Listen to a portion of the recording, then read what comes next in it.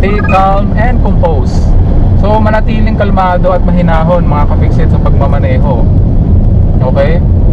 Huwag kang magugulatin. So yung may biglang overtake sa'yo, magugulat ka. So para hindi ka magulat, maging alerto ka lang, no?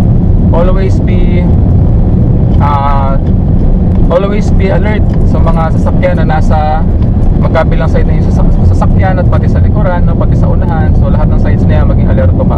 Kahit ano pang mangyari sa biyahe, huwag mong hahayaan na masira yung diskarte mo sa pagmamaneho. Yan, importante yan. Kasi kapag nainis ka na, minsan mawawala yung diskarte mo sa pagmamaneho.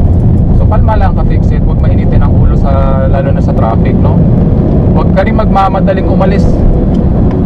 Huwag ka rin magmamadali sa pagmamaneho. So importante dyan, umalis ka ng maaga. Magkaroon ka ng sapat na oras para maging tama yung pacing ng iyong pagbiyahe, ng iyong pagmamaneho. Kasi syempre kung konti na lang yung oras mo, malilate ka na sa pupuntahan mo, you tend to drive fast, no? So pwede maging sanhiyo ng aksidente.